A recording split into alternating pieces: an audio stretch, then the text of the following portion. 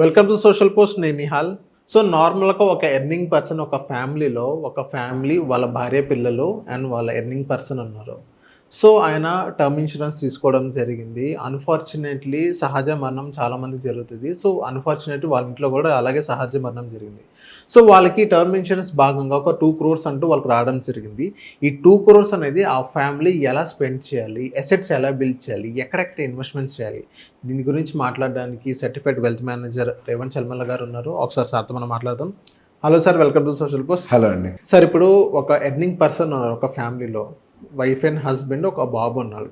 So ఈ earning person ఏం చేశారంటే ఆయన టర్మ్ ఇన్సూరెన్స్ తీసుకున్నారు. టర్మ్ ఇన్సూరెన్స్ తీసుకున్న తర్వాత సహజ మరణాలు జరుగుతూనే ఉంటే అన్ఫార్చునేట్లీ వాళ్ళ ఇంట్లో కూడా చనిపోవడం జరిగింది. సో 2 crores అంటూ టర్మ్ ఇన్సూరెన్స్ భాగంగా వాళ్ళ ఫ్యామిలీకి రావడం జరిగింది. ఇప్పుడు ఆ ఫ్యామిలీ మెంబర్స్ ఈ 2 crores ఎలా స్పెండ్ చేయాలి, ఎక్కడెక్కడ ఇన్వెస్ట్మెంట్ చేయాలి, లేకపోతే మొత్తం ఇన్వెస్ట్మెంట్ ఒక సెక్టార్లో పెట్టాలా, లేకపోతే పార్టిషన్స్ చేసి డైవర్ట్ చేయాలంటారా? అసలు ఫస్ట్ ట్రెడిషనల్గా మన దగ్గర జరిగే ప్రాసెస్ ఏంటో ఒకసారి గమనిస్తే చాలామంది ఈ మధ్య పాపం ఎర్లీ ఏజెస్లోనే అనుకోని పరిస్థితుల వల్ల ఎర్లీ డెత్స్ అనేవి కామన్గా జరుగుతున్నాయి.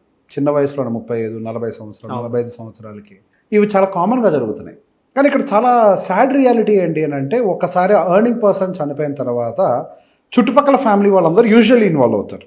సరే, టర్మ్ ఇన్సూరెన్స్ ఏదో డబ్బులు వస్తాయి, ఇక వెంటనే ఏమంటారు, సహజంగా ఆ డబ్బులు తీసుకొని వెళ్ళిపోయి ఇక ఎట్లాగో పిల్లోడు ఉన్నాడు కదా, వాడి భవిష్యత్తు కోసం డబ్బులు కావాలి కదా అని చెప్పేసి ఆ డబ్బుల్ని తీసుకొని వెళ్ళి ఒక మంచి రియల్ ఎస్టేట్ అసెట్ ఏదో కొనేసి రేపు అది పెరిగి పిల్లోడికి ఆస్తిలాగా ఉంటుందిలే, భవిష్యత్తు కోసం మనకు వస్తుందిలే అని చెప్పేసి యూజువల్లీ వచ్చే సలహా. ట్రెడిషన్ అదే ఫాలో. ట్రెడిషనల్. ఇక్కడ ఏమవుతుంది అని అంటే, సహజంగా అట్లాంటి వాళ్ళు నా దగ్గరకు వచ్చి మాట్లాడినప్పుడు నేను వాళ్ళకి ఒక ప్రశ్న అడిగా. మేడం గారు, మీరు తీసుకొని వెళ్ళి ఆ డబ్బుల్ని ఎక్కడో ల్యాండ్ కొనేస్తారు, బాగుందండి, అద్భుతం. కానీ ఆ ల్యాండ్ ఇప్పుడు మీ అబ్బాయి వయసు ఏదో ఒక 7-8 ఏళ్ళు ఏదని అనుకున్నా, కానీ ఇది నిజంగా జరిగినటువంటి సందర్భాలే నా లైఫ్లో నేను చూసినవి. ఒక 20 ఏళ్లకు ఎప్పటికో మీ అబ్బాయి పెళ్లి చేసుకుని సెటిల్ అవుతాడు. కానీ 20 ఏళ్ల పాటు మీ ప్రతిరోజు ఏం తిని బతుకుతారు? ఇప్పుడు ఉన్న డబ్బులనే తీసుకొని వెళ్ళి మీరు ఇక్కడ పెట్టారు, సంపాదించాల్సిన మనిషి లేడు, మరి ఎట్లా హ్యాండిల్ చేస్తారు? మీకు ఏమైనా ఐడియా ఉందా దీని గురించి? మీ అబ్బాయికి మరి ప్రతి సంవత్సరం స్కూల్ ఫీజులు కట్టాలి కదా. ఎంత అంటే స్కూల్ ఫీజు 1,20,000. సరే, కట్టాలి కదా మరి స్కూల్ ఫీజులు. ప్రతి నెల మీ ఇంటికి ఒక ఖర్చులు ఉన్నాయి కదా, మరి వాటిని ఎట్లా బేర్ చేస్తారు? ఇదో పెద్ద ప్రశ్నగా మారింది. సో ఆవిడ నా మాట అడిగినప్పుడు మరి ఏం చేయాలండి, ఇప్పుడు నేను కనుక మా వాళ్ళ మాట వినకపోతే వాళ్ళు నాతో కూడా మాట్లాడటం మానేస్తారని భయంగా ఉంది నాకు. ఇప్పుడు ఆల్రెడీ నాకు ఎర్నింగ్ పర్సన్ లేరు, నాకు పెద్ద దిక్కు లేనట్టు అయిపోయింది ఫ్యామిలీకి. మరి ఇటువంటి పరిస్థితుల్లో మరి మా వాళ్ళు కూడా వాళ్ళ మాట వినకపోతే మళ్ళీ మేము ఇట్లా అయిపోతే మరి ఎట్లా, మేము ఒక ఒంటరిలో అయిపోతాం కదా అని చెప్పేసి ఆవిడ ఒక మాట అన్నారు. ఇక్కడ బేసిక్గా నేను వాళ్ళందరికీ కూడా క్లారిటీ ఇవ్వాల్సింది ఏంటి అని అంటే, మనకి తెలిసిన దాంట్లో ఇచ్చేదాన్ని సలహా అని అంటారు. సిచ్యువేషన్ని అర్థం చేసుకొని భవిష్యత్తుని, ఒక ఫ్యూచర్ని ఎస్టిమేట్ చేసి ఇచ్చేదాన్ని సలహా అంటారు. సరే, మీరు తీసుకెళ్ళి ఒక ల్యాండ్ వాడో ఏదో కొన్నారు, మరి వీళ్ళు ఎట్లా బతుకుతారన్న దాని గురించి ఎవరి దగ్గర సొల్యూషన్ ఉందా? మరి ప్రతి నెల వాళ్ళు నెలకు ₹1,00,000 ఇంటికి డబ్బులు పంపుతారా? మరి ఉంటుంది కదా, పిల్లోడి ఖర్చులు ఉంటాయి, మరి భవిష్యత్తు కోసం రూపాయి మళ్ళీ దాచిపెట్టాలి, మళ్ళీ నెల ఖర్చులు ఉంటాయి, మరి ఇవన్నీ ఉంటాయి కదా. అసలు వీటన్నిటికీ సొల్యూషన్ ఎట్లా తీసుకురావాలి అని అంటే, అసలు ఆ ఎర్నింగ్ పర్సన్ బతుకున్నప్పుడు దీని అన్నిటికీ సొల్యూషన్స్ని ముందే ప్రిపేర్ చేసి ఆవిడకి ఎక్స్ప్లెయిన్ చేసిపోవాలి. ఇవాళ రాత్రి నిద్రపోయిన తర్వాత పొద్దున నిద్రలేగుస్తున్న గ్యారంటీ కూడా ఈ ప్రపంచంలో ఎవరికి లేదు. ఎప్పుడేం జరుగుతుందో తెలియదు. ఈ రోజే నా డే, లాస్ట్ డే అని అనుకున్నట్టుగా మీరు మీ ఫైనాన్షియల్ ప్లానింగ్, మీరుంటే ఎలా ఉండాలి, మీరు లేకపోతే ఎలా ఉంటుంది అన్న విషయాన్ని కూడా మీరు ప్రిపేర్ అయిపోవాలి. టర్మ్ ఇన్సూరెన్స్ ఎందుకు తీసుకున్నారు? మీరు పోతే ల్యాండ్ కొనటానికే? కాదు కదా. టర్మ్ ఇన్సూరెన్స్ తీసుకుంది ఎందుకు? మీరు పోయినా మీ బాధ్యతలు ఉంటాయి కాబట్టి, మీ ఫుట్ ప్రింట్స్ ఉన్నాయి కదా ఇంకా అక్కడ, మీ అడుగుజాడల్లో ఉండే బాధ్యతలు ఇంకా నడుస్తూనే ఉంటాయి కదా. మరి ఆ బాధ్యతలు నెరవేర్చుకోవడం కోసం కదా టర్మ్ ఇన్సూరెన్స్ తీసుకుంది. మరి దాన్ని ప్లాన్ ఇవ్వకుండా ఒట్టి ఇన్సూరెన్స్ తీసుకుంటే ఏంటి ఉపయోగం? ఒక రకంగా చెప్పాలంటే సలహా ఇచ్చిన వాళ్ళ దానికంటే కూడా తప్పు ఈ టర్మ్ ఇన్సూరెన్స్ తీసుకున్నప్పుడు ఏం చేయాలి చెప్పకపోవడం ఈయనది తప్పు. ఓకే. సహజంగా ఏం జరుగుతుంది అని అంటే, చాలా మంది వైఫ్స్, ఇక్కడ 2 రకాల క్యారెక్టర్స్ ఉంటాయి. సార్, ఇక్కడ చిన్న మాట సార్, ఇప్పుడు సలహా ఇవ్వకపోవడం ఈయన తప్పు అని అన్నారు. సో ఈయనకే క్లారిటీ లేకపోతే అదే కదా పెద్ద సమస్య. అసలు ఏదో ర్యాండమ్గా వెళ్ళిపోయేది 2 కోట్ల టర్మ్ ఇన్సూరెన్స్ తీసుకుంటే సరిపోద్దని ఎవరు చెప్పారు అసలు? అందుకే ఫస్ట్ ఎప్పుడైనా సరే మీ ఫైనాన్షియల్స్ని ఎనలైజ్ చేయాలి. మీ మంత్లీ బడ్జెట్ ఎంత? అసలు budgeting, I bet on this, 99.9 కాదు 99.99% వాళ్ళ మంత్లీ బడ్జెటింగ్ తప్పుగా చేస్తున్నారు. అందుకే చాలామంది నోట్లోంచి మోస్ట్ కామన్గా వచ్చే ఒక మాట ఏంటో తెలుసా? అరే, నేను ఎంత సంపాదించినా కానీ ఖర్చులేం కావట్లేదని అనిపిస్తుంది, ఫైనల్గా డబ్బులు ఏం మిగలట్లేదు. డబ్బులు ఎందుకు మిగలట్లేదో నాకు అర్థం కావట్లేదు అంట. ఈఎంఐ కట్టడానికి కోసం జాబ్ చేస్తున్నా, అలానే ఉంది. సరే బడ్జెటింగ్ అనేది ఉండాలి కదా ముందు. నెలకి ఎంత బడ్జెట్ అవుతుందో కూడా క్లారిటీ లేదు ఎవరికి. సో ఫస్ట్ బేసిక్గా మీ బడ్జెటింగ్ చేసుకోవాలి. ఫ్యూచర్లో ఫైనాన్షియల్గా ఉండేటువంటి బాధ్యతలు ఏంటి ఐడెంటిఫై చేయాలి. వాటి ఫ్యూచర్ కాస్టింగ్ ఎలా పెరగబోతుందో అర్థం చేసుకోవాలి. వాటి అన్నిటిని అర్థం చేసుకున్న తర్వాత మీకు ఎగ్జిస్టింగ్ ఉన్నటువంటి ఇన్వెస్ట్మెంట్స్ ఏంటో క్యాలిక్యులేట్ చేసి ఫైనాన్షియల్ ఇన్స్ట్రుమెంట్స్ ఏమున్నాయో చెక్ చేసి అప్పుడు బ్యాలెన్స్ దాన్ని టర్మ్ ఇన్సూరెన్స్గా డిక్లేర్ చేయాలి. ఆ టర్మ్ ఇన్సూరెన్స్ అనేది బయటికి వచ్చిన తర్వాత అనుకోని పరిస్థితులు టర్మ్ ఇన్సూరెన్స్ తీసుకున్నామని అంటే యాక్సిడెంట్ అని ఏదైనా అనుకోకుండా జరిగితే అని అనుకోకుండా జరిగినప్పుడు ఏం చేయాలో కూడా ముందుగా వాళ్ళ స్పౌస్కి చెప్పాల్సిన బాధ్యత వాళ్ళ మీద ఉంది. చెప్పకపోవటం వల్ల వచ్చేటువంటి అనర్థాలు ఎన్నో. సో బేసిక్ ఇప్పుడు first step by step process చెప్తాను. సహజంగా హోమ్ లోన్ చాలా కామన్గా అందరి లైఫ్లో ఉండేది, రైట్? ఇప్పుడు మీరు 2 కోట్లకి టర్మ్ ఇన్సూరెన్స్ తీసుకున్నారనుకోండి, హోమ్ లోన్కి ఒక 50 లక్షలు కట్టాల్సింది ఉందనుకోండి, ఇంకా పెండింగ్. మీకు వచ్చిన 1.5 2 కోట్లలో 50 లక్షలు అడిపోతే మిగిలిన 1.5 కదా. మరి ఏంటి పరిస్థితులు ఇప్పుడు? మరి డబ్బులు తగ్గినాయి కదా. సో అందుకే ఎప్పుడైనా ఏం చేయాలి అని అంటే ఫస్ట్ అసలు మీరు హోమ్ లోన్ తీసుకుంటున్నారంటే ఆ హోమ్ లోన్కి ఇన్సూరెన్స్ ఉండాలి. ఒకవేళ హోమ్ లోన్కి ఇన్సూరెన్స్ లేకపోతే ఫస్ట్ మీకు ఎంత అప్పులు ఉన్నాయో అవన్నీ లెక్కేసి దానికి ఒక ఇన్సూరెన్స్ ఉండాలి. ఇంకొక ఇన్సూరెన్స్ మీ ఫ్యామిలీ బతకడానికి ఉండాలి. సో ఒకవేళ మీకు ఏదైనా జరిగినా కానీ ఈ ఇన్సూరెన్స్ డబ్బులు లోన్లు క్లియర్ చేస్తుంది. ఒకవేళ మీ హోమ్ లోన్కి డైరెక్ట్గా ఇన్సూరెన్స్ లేకపోతే మీరు బయట చేయాలి ఈ పని. అది హోమ్ లోన్ తీసుకునేటప్పుడు ఇస్తారు, తర్వాత ఇవ్వరు. ఒకవేళ మీరు తీసుకోవడం మర్చిపోయి ఉంటే సపరేట్గా కూడా తీసుకోండి. ఓకే, నా దగ్గర 1 కోటి రూపాయలు అప్పులు ఉన్నాయి మొత్తం, హోమ్ లోన్ కానీ కార్ లోన్ కానీ అన్ని. సో 1 కోటి రూపాయలు దానికి పెట్టుకోండి. ఇప్పుడు నా కుటుంబానికి బతకడానికి ఎంత కావాలి ఇదో క్లారిటీ పెట్టుకోండి. నాకు నెలకు వచ్చేసరికి పిల్లోడి చదువు ఖర్చులు అవి ఇవి 1 లక్ష రూపాయలు ఖర్చు అవుతున్నాయి. దానికోసం 2 కోట్లు పెట్టుకోండి టర్మ్ ఇన్సూరెన్స్. మొత్తం మీద 3 కోట్లు అవసరం టర్మ్ ఇన్సూరెన్స్.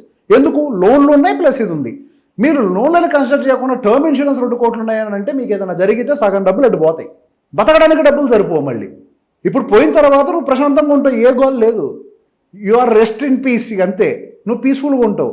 కానీ వీళ్ళు ఇట్లా పీస్ఫుల్గా బతుకుతారు, అప్పులకు పోతాయి డబ్బులన్నీ.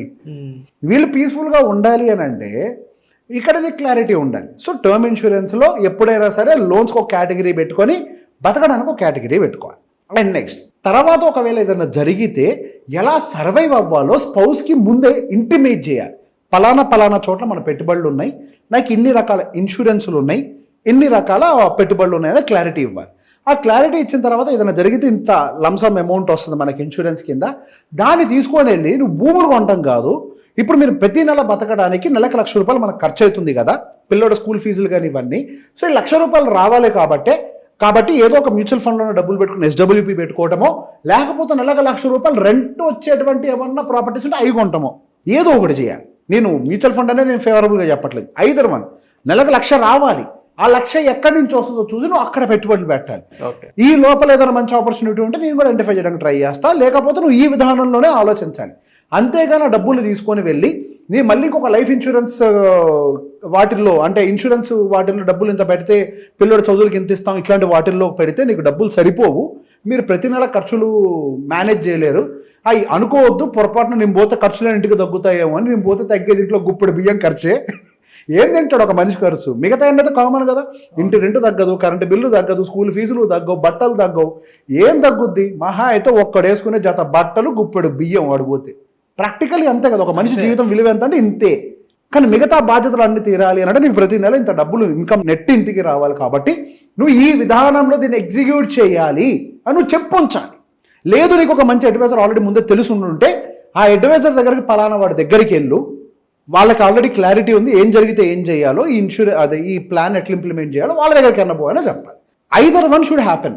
ఇవేమీ లేకుండా జస్ట్ ఏదో నేను తీసుకున్నా ఐఎమ్ సెక్యూర్డ్ అని అంటే no, you are not secured.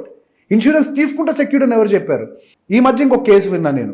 పాపం ఆవిడకి ఏదో వాళ్ళ భర్త చనిపోతే ఏదో డబ్బులు వచ్చాయి, వాళ్ళ అన్నలు వాళ్ళు ఏదో డబ్బులు, సరే మేము ఎక్కడెక్కడ ల్యాండ్ కొంటాను అని చెప్పి డబ్బులు తీసుకొని మాయం వాళ్ళు.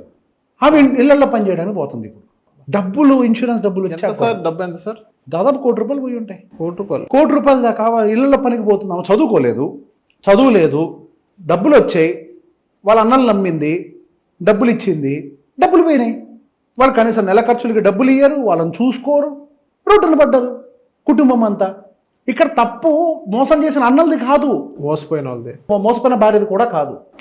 అన్ని బాగున్నప్పుడు కూడా నువ్వు సరిగ్గా ఏమీ చెప్పలేకపోవటం ఈ మనిషి తప్పంటారా? మరంతే. పోయిన వ్యక్తి ముందు చెప్పు ఉండాలి కదా. అరే ఆర్థికంగా ఏదైనా జరిగితే టర్మ్ ఇన్సూరెన్స్ తీసుకున్నావు అంటే ఏదో ఒకటి జరిగితేనే కదా మరి, లేకపోతే టైంపాస్గా టర్మ్ ఇన్సూరెన్స్ ప్రీమియం కట్టేది. మరి పోయినప్పుడు ఏం చేయాలో కూడా చెప్పాలి కదా. ఈ సగం పనులు ఎందుకు? పూర్తి పని చేయాలి కదా.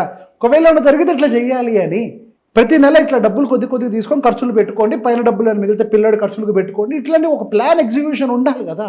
మరి ఏ ప్లాన్ లేకుండా ఎట్లా వాళ్ళు సర్వైవ్ అవుతారు? ఇన్ని సంవత్సరాల పాటు నీ మీద డిపెండెంట్గా అయిన వాళ్ళు ఒక్కసారి నువ్వు పోయిన తర్వాత వాళ్ళు ఎమోషనల్గా డిప్రెషన్లోకి వెళ్తారు, డిపెండెంట్ అవుతారు, నలుగురు మాటలు నమ్మటం కోసం వాళ్ళ మైండ్ ప్రోత్సహిస్తూ ఉంటుంది డిపెండెన్సీ వల్ల. మరి ఆ టైంలో క్లారిటీ లేకపోతే వాళ్ళు ఏం చేస్తారు? ఫస్ట్ మనం క్లారిటీ ఇవ్వాలి కదా వాళ్ళకి. ఆ ఫైనాన్షియల్ నాలెడ్జ్, ఆ ఎన్లైట్మెంట్ మనం క్రియేట్ చేస్తేనే కదా సాధ్యమయ్యేది. అవును. If not how will you handle? వాళ్ళు ఎట్లా హ్యాండిల్ చేస్తారు? సో బేసిక్గా మెజారిటీ ఆఫ్ ద కేసెస్ ఈ ప్యాటర్న్ని గమనించాను. ఏమీ చెప్పకపోవటం వల్ల టర్మ్ ఇన్సూరెన్స్ తీసుకుంటున్నారు మనలాంటి వీడియోల వల్ల, మంచి విషయమే, కానీ చెప్పట్లేదు మళ్ళీ ఏం చేయాలో. మొన్నటిదాకా తీసుకోలేదని బాధపడ్డాం, ఇప్పుడేంటి తీసుకొని గైడ్ చేయకపోవటం వల్ల కూడా నష్టపోతున్నారని బాధపడాల్సి వస్తుంది. అవును. ఈ మధ్య చాలా మంది వీడియోస్ ఈ ప్రాబ్లమ్ని ఫేస్ చేస్తున్నారు. They are not having any clarity in their life. కొంతమంది అయితే ఆ డబ్బులు రాగానే తీసుకొని పోయి ₹1,00,00,000 ఎల్ఐసీలో పెట్టేస్తారు. అరే మీరు ఎట్లా బతుకుతారండి అసలు? ₹1,00,00,000 ఎల్ఐసీలో పెడితే అందులో 6% 7% వడ్డీ ఇస్తాడు, మంచిదే, అదొక ఇన్సూరెన్స్ ప్రోడక్ట్. అప్పటి లోపల మీకు ఏం కాకపోతే మీకు మెచ్యూరిటీ అమౌంట్ ఇస్తారు. Understand the policy. అసలు పాలసీని అర్థం చేసుకోకపోతే ఎట్లా? లేదా తీసుకెళ్ళి ఎఫ్డీలో పెడతారు. ఎఫ్డీలో పెడితే ఏమొస్తుంది? వస్తుంది అక్కడ కూడా 1,00,000 నెలకి, కానీ జీవితకాలం 1,00,000 వస్తుంది. మీ ఖర్చులు జీవితకాలం 1,00,000 ఉంటాయా? ఇన్ఫ్లేషన్ పెరుగుద్ది కదా. వడ్డీ రేట్లు తగ్గిస్తారా మళ్ళీ? మెచ్యూరిటీ రిస్క్ అంటారు దాన్ని. ఇప్పుడు 7%, తర్వాత 6, తర్వాత 5 తగ్గుద్ది కదా. వడ్డీ రేట్లు తగ్గుతాయి, పొరపాటున కూడా మోసపోకుండా తగ్గవని. వడ్డీ రేట్లు అనేవి తగ్గుతాయి. ఎనీ గ్రోయింగ్ ఎకానమీ, ఏ ఎకానమీ నేను చూసినా కానీ వడ్డీ రేట్లు, గతంలో వడ్డీ రేట్లు 14% ఉండేది తెలుసా? 14 నుంచి 12, 10, 8 తగ్గుకుంటూ వచ్చాయి వడ్డీ రేట్లు. ఇంకా తగ్గుతాయి కూడా. గ్రోయింగ్ ఎకానమీలో భాగం అది వడ్డీ రేట్లు తగ్గడం అనేది, సైకిల్లో భాగం. మరి ఎట్లా సర్వైవ్ అవుతారు? సో దీ షుడ్ హ్యావ్ ఎ ప్లాన్. బ్లైండ్గా అట్లా ప్రోడక్ట్స్లో ఏదో ఒకటి పెట్టేయటం, this is not the way. First create a plan. If in case ఏదన్నా జరిగితే either someone should be ready to guide them, or your advisor someone, or else you prepare the plan and give them.